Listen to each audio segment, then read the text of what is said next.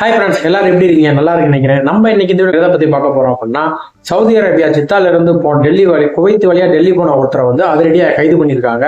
அது ஏன் என்னன்றதான் நம்ம இந்த வீடியோல பார்க்க போறோம். நீங்க இப்பதான் நம்ம சேனலுக்கு புதுசுனா சேனலை சப்ஸ்கிரைப் பண்ணுங்க, லைக் பண்ணி உங்க ஃப்ரெண்டுக்கு ஷேர் பண்ணுங்க. மக்களே எல்லாரும் விழிப்புணர்வா இருக்கிறதுக்கு தான் இந்த வீடியோ.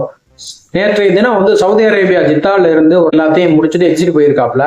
ஜித்தாவில இருந்து குவைத் வழியா டெல்லி போயிருக்காரு. டெல்லியில போய் இறங்கினவரை அங்கே சோதனை அவரை கூப்பிட்டு சந்தேகத்தின் பேர்ல அவரை கூப்பிட்டு பர்சனலா எல்லா திங்ஸையும் வந்து சோதிச்சு பார்த்திருக்காங்க அங்க இருந்த போலீஸ் அதிகாரிங்க. அப்போ அவர்கிட்ட இருந்து தங்க நகைக்கான தங்கத்தை உருக்கி அவர் மறைச்சு கொண்டு போனதை கண்டுபிடிச்சு எடுத்திருக்காங்க. அவர் எப்படின்னா தன்னோட உள்ளாடைக்கு அடியிலையும் கொண்டு போற பைகளுக்கு ஹேண்ட்பேக்கு அடியிலையும் வச்சு கொண்டு போயிருக்காரு. அது எவ்வளவு தெரியுங்களா? மொத்தம் 1555 கிராம் தங்கத்தை வந்து உருக்கி மறைச்சு கொண்டு போயிருக்காரு.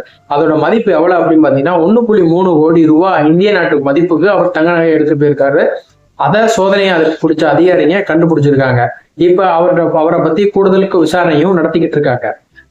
நம்ம ஊர்ல வந்து ஒரு ஆண்கள் வந்து ஒரு வருஷத்துக்கு மேல வெளிநாட்டுல இருக்கோம் அப்படின்னா அவர் எடுத்துட்டு போக வேண்டிய கணம் வந்து 20 கிராம் வரைக்கும் தான் நகையை நம்ம எடுத்துட்டு போறதுக்கான அளவுடு இருக்கு.